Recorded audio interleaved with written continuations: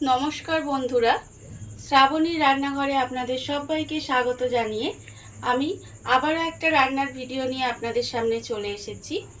আজকের আমি আপনাদের করে দেখাবো মিষ্টি দই। কত অল্প উপকরণে কত অল্প সময় এটা বানানো হয়ে যায় সেটা আজকের আমি আপনাদের দেখাবো। তাহলে চলুন এই মিষ্টি দইটা আমি কিভাবে বানাই সেটা আপনারা একবার দেখে নিন। মিষ্টি দইটা বানানোর জন্য প্রথমে আমি গ্যাসটা অন করে একটা কড়া বসিয়ে দিয়েছি। এইবারে আমি এর মধ্যে দিয়ে দেব একেবারে অল্প একটু জল,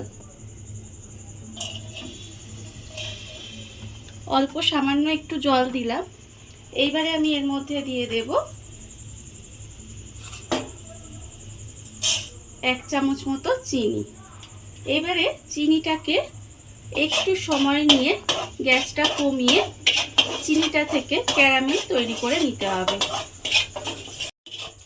দেখুন আপনারা চিনিটা দিয়ে বেশ কিছুক্ষণ এইভাবে জাল দেওয়ার ফলে কিন্তু এরকম একটা ক্যারামেল তৈরি হয়ে গেছে। আর কালারটা কিন্তু বেশ সুন্দর এসেছে। এর থেকে বেশি করা যাবে না, কারণ পুড়ে গেলে কিন্তু এটা ভালো লাগবে না। এইবারে আমি এর মধ্যে দিয়ে দেব দুধ। এখানে আমি 500 গ্রাম দুধ রেখেছি, সেই দুধটা আমি এর মধ্যে দিয়ে দেব।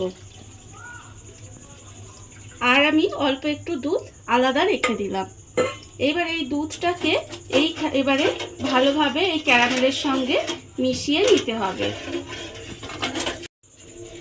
ক্যারামেলের মধ্যে দুধটা দিয়ে আমি এইভাবে কিছুক্ষণ রান্না করে নিয়েছি। এর ফলে যে ক্যারামেলটা ছিল সেটা গলে গিয়ে দেখুন দুধের কালারটা কিন্তু চেঞ্জ হয়ে গেছে।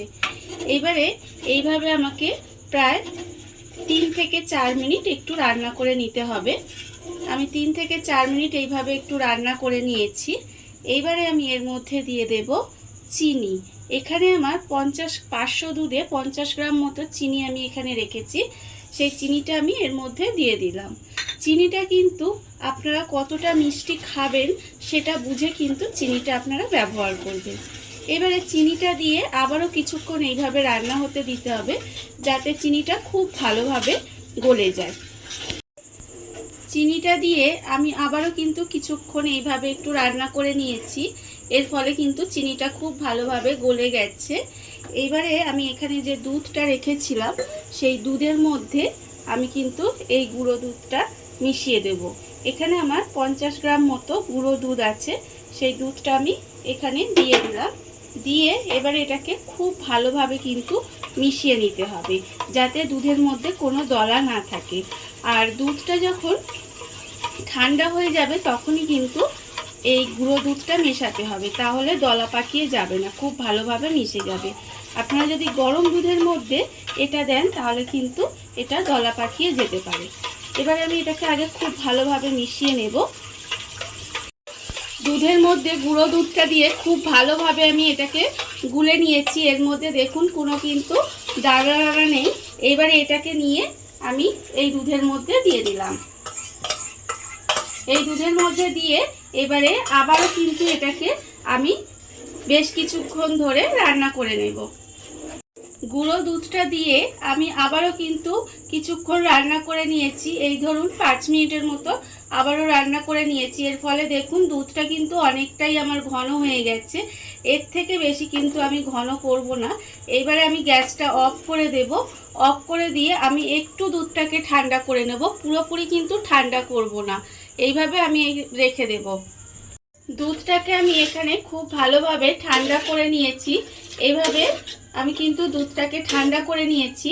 দেখুন একেবারে কিন্তু দুধটা ঠান্ডা হয়নি, এইভাবে হাতে সহ্য হবে এরকম ঠান্ডা কিন্তু করতে হবে। এবারে আমি এর মধ্যে দিয়ে দেব মিষ্টি দই। মিষ্টি দইটা আমি এখানে রেখেছি। আপনারা চাইলে কিন্তু এখানে মিষ্টি দইয়ের বদলে টক দইও কিন্তু ব্যবহার করে মিষ্টি দই বানাতে পারেন। এবারে আমি দইটাকে এইভাবে একটু ফেটে নেব। টক মিষ্টি দইটাকে ফেটে নিয়ে তারপরে কিন্তু আমি দুধের মধ্যে মেশাবো, যাতে দইটা দলা পাকিয়ে না যায়। এইভাবে আমি খুব ভালোভাবে দইটাকে আগে এরকম ফেটিয়ে নিয়েছি। এইবারে আমি এটাকে এই দুধের মধ্যে মিশিয়ে দেব। দুধের মধ্যে মিশিয়ে দিয়ে দুধের সঙ্গে দইটাকে কিন্তু খুব ভালোভাবে মিশিয়ে দিতে হবে। এইভাবে খুব ভালোভাবে দইটাকে মিশিয়ে দেব। দুধের সঙ্গে দইটা দিয়ে খুব ভালোভাবে মিশিয়ে নিয়েছি। এবারে আমি এরকম একটা ভাঁড় নিয়ে নিয়েছি। ভাঁড়ের মধ্যে কিন্তু এই মিশ্রণটা আমি এইভাবে দিয়ে দেব। আপনারা কিন্তু এখানে মাটির ভাঁড়ের বদলে যে কোনো পাত্রে কিন্তু দইটা বসাতে পারেন। মাটির ভাঁড়ে বসালে দেখতে সুন্দর লাগবে, তাই আমি এখানে মাটির ভাঁড় ব্যবহার করেছি। এবার আমি মাটির ভাঁড় ভরে দুধটা দিয়ে দেব। দুধটা আমি ভাঁড়ের মধ্যে পুরোটা দিয়ে দিয়েছি। এবারে আমি এরকম একটা ফয়েল পেপার নিয়েছি। সেই ফয়েল পেপার দিয়ে কিন্তু মুখটা আমি খুব ভালোভাবে সিল করে দেব। এইভাবে মুখটা পুরো সিল করে দিলাম।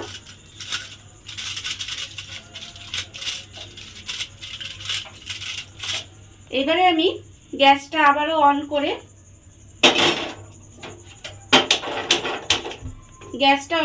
কড়া বসিয়ে দিলাম।